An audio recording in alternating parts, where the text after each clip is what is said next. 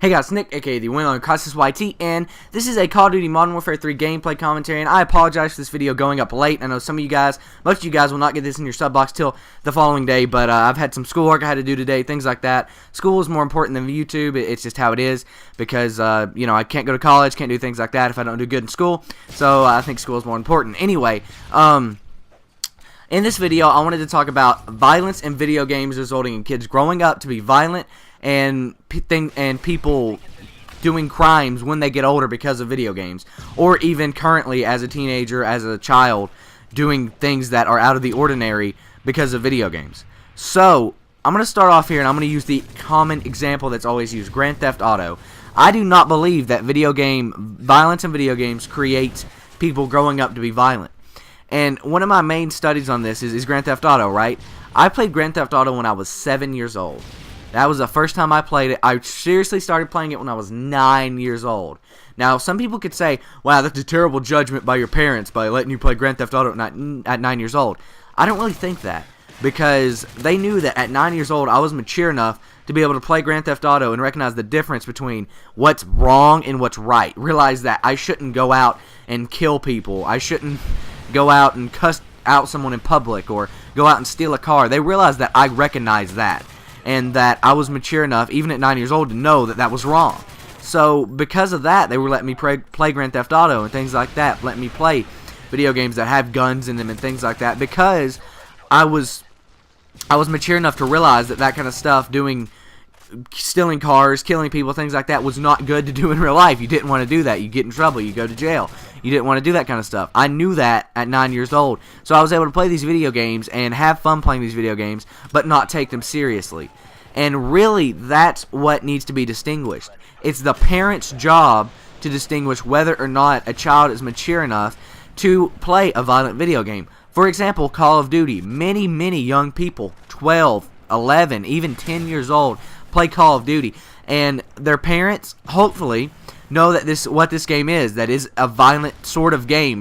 You're killing people. You are exposed, if you play multiplayer, to an environment where people can curse you out and things like that. And hopefully that those parents realize that, and that they tell their kids and make sure that their kids know that this stuff is wrong, and that you do not want to do this stuff in real life in a normal day setting, because it doesn't make sense, and it really skews people's judgment a lot of the times on things that are simple math, simple problems, and it skews people's judgment thinking that every single kid from one outlier that did play Grand Theft Auto and just so happened to kill someone is because that means all kids are going to do this. That's not true.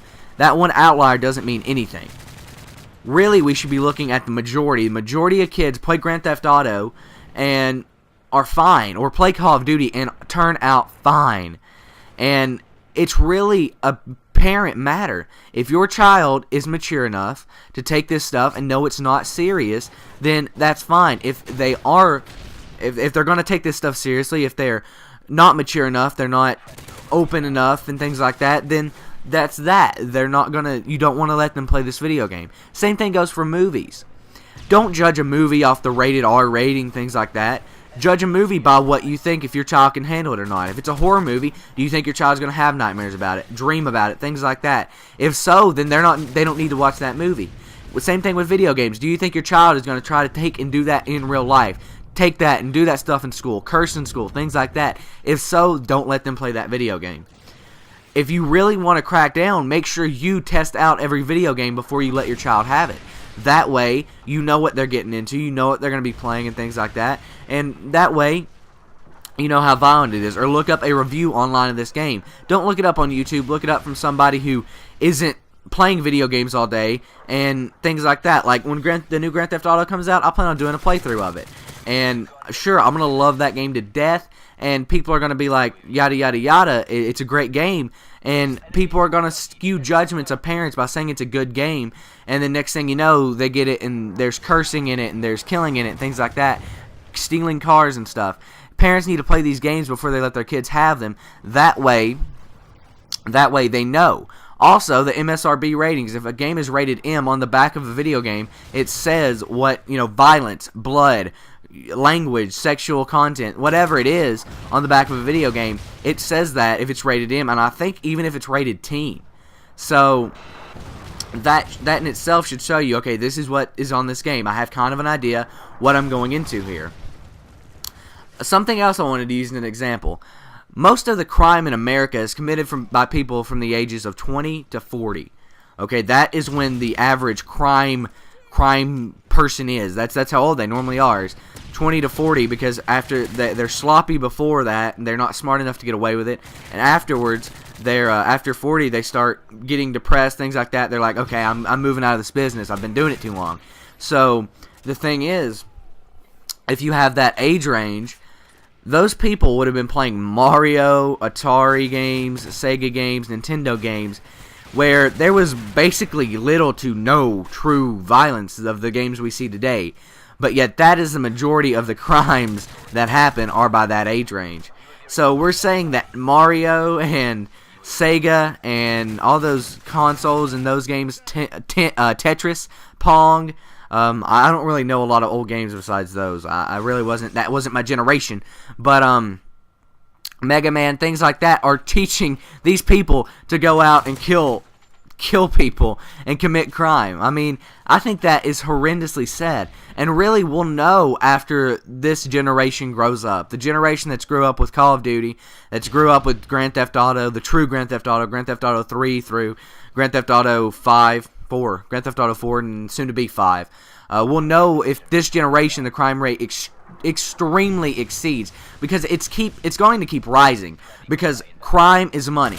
You will make a more money, more profit if you do crimes and do things that are against the law than you will if you do something in the law most of the time, especially quick money. You can make $1 million in the snap of your fingers if you do something illegal, and you can make $1 million in a year if you do something legal. So see how that is attracted and attracts people to doing things that are illegal? Because money is there, and that's what our societies now are based upon a lot of the times, is income, wealth, and how much money you have. So if you can make more money doing something illegal than you can legal, you're probably going to do the thing that's illegal, especially if you need to support yourself very quickly. Anyway, guys, I hope you enjoyed this video. Please post your thoughts in the comment section below. Also, give me a thumbs up because it really helps me out. But yeah, guys, I'm Crisis YT, and I'm out. Peace. And here's some awesome videos you guys may have missed. On the left is a MW3 gameplay commentary entitled Growing Up. It's a more serious commentary where I talk about the future, colleges, and growing up from a little kid, what it'd be like to go back and be a little kid for a day and things like that. It's a really good commentary. I think it's been very well received, and I'd recommend going and checking it out. And then on the right is a Halo Reach live gameplay commentary. It's pretty funny, pretty laid back, lighthearted, just a really good video. I actually lose in that commentary, so you guys get to see me do kind of bad and things like that. So it's a really good video, and I recommend going and checking it out. Also, if you guys are new around here and you like what you see, please hit that big yellow subscribe button, because that will take you off to a page where you can subscribe to me. Also, follow me on Twitter, like me on Facebook. Those links are in the description. Anyway, guys, I'm Crisis YT, and I'm out. Peace.